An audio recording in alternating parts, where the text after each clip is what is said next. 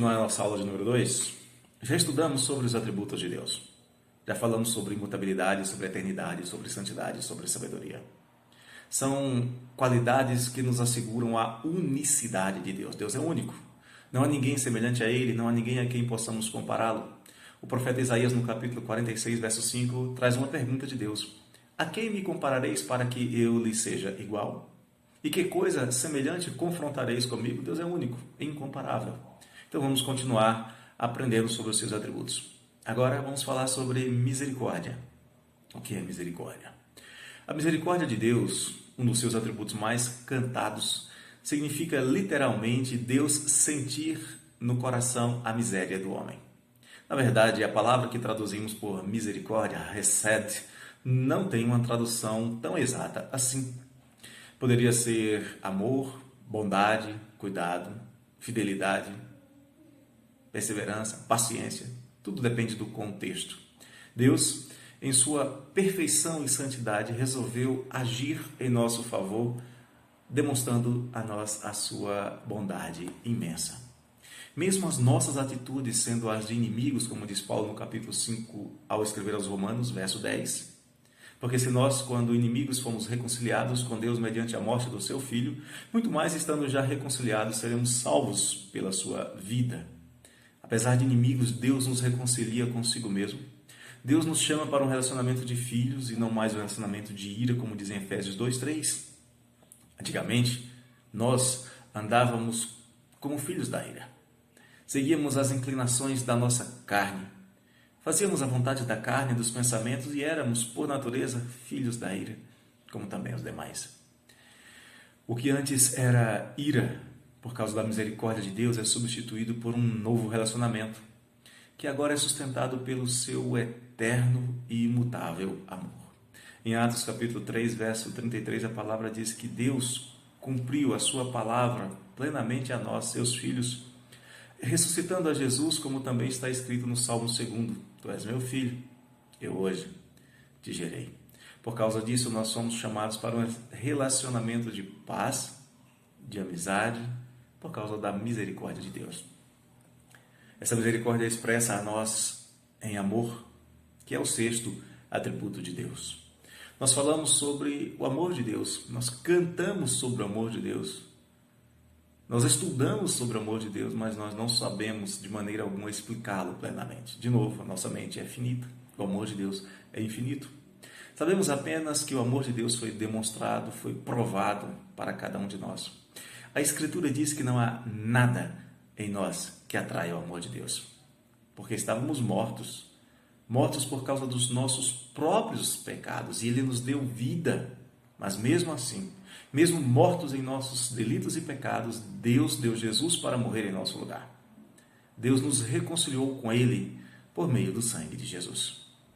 Este amor infinito, eterno, que busca e que salva o perdido, como eu e você, é um amor que age não importando o preço a ser pago. Aliás, Paulo, escrevendo aos Coríntios, no capítulo 6, verso 20, diz que nós fomos comprados por preço, mas não descreve o tamanho do preço.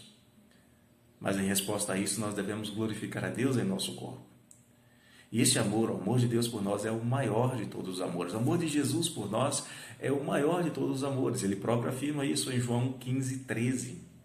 Ninguém tem maior amor do que este, de dar a alguém a própria vida em favor dos seus amigos. Por fim, vamos estudar mais um atributo de Deus, a sua graça. E é claro que em Deus há muito mais coisas que nós poderíamos estudar. Graça é Deus dar ao pecador algo que ele não merece. Graça é diferente de justiça. Justiça seria Deus nos dar exatamente o que nós merecemos. Pela justiça de Deus, nós mereceríamos e receberíamos apenas punição. Punição. É exatamente isso que merecemos pelo fato de sermos pecadores. Em Ezequiel 18:14 é dito pelo Senhor: Eis que todas as almas são minhas. Como a alma do Pai, também a alma do Filho é minha. A alma que pecar, esta morrerá.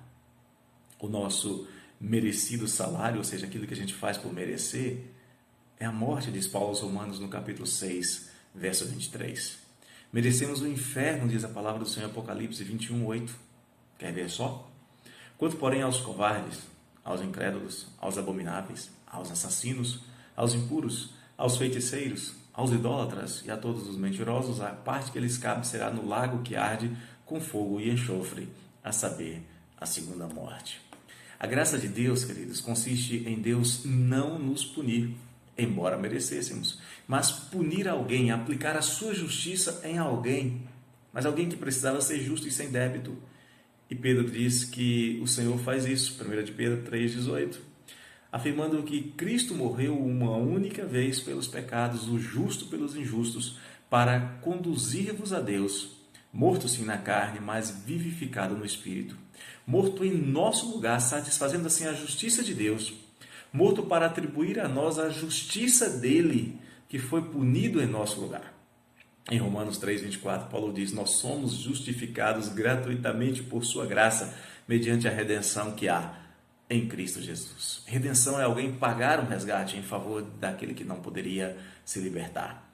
Esta justificação pelo sangue de Jesus, esta salvação pela obra de Cristo é nos dada por fé. Nós nos apropriamos dela pela fé, como diz Paulo escrevendo aos Romanos, capítulo 5, versos 1 a 2. Justificados, pois, mediante a fé, temos paz com Deus, por meio do nosso Senhor Jesus Cristo, por intermédio de quem obtivemos igualmente acesso pela fé a esta graça na qual estáis firmes. Gloriamo-nos na esperança da glória de Deus. Esta redenção, esta salvação, essa libertação não pode ser alcançada pelos esforços de ninguém, como diz Paulo aos Efésios, capítulo 2, verso 8. Pela graça sois salvos, mediante a fé. Isso não vem de vós, é dom de Deus. Veja quantos atributos maravilhosos de Deus nós já estudamos. Imutabilidade, Ele não muda, Ele intentou nos salvar desde a eternidade, isso não vai mudar. Eternidade, o fato de Deus é o mesmo ontem, hoje e eternamente. Santidade, em Deus não há pecado, não há dolo. Sabedoria, Deus sabe todas as coisas. Misericórdia, Deus se importa com a nossa dor, com o nosso estado de perdição. Amor, Ele nos ama mesmo assim.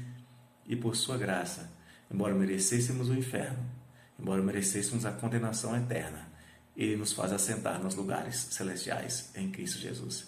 Esse é o nosso Deus. É isso que Ele fala a respeito de si mesmo para nós. Nós vamos continuar os nossos estudos. E lembre-se, daqui a pouquinho, no final, você vai encontrar o nosso e-mail, através do qual você pode conseguir acesso, você pode conseguir os estudos, os textos nos quais nós baseamos esses nossos vídeos. Até lá!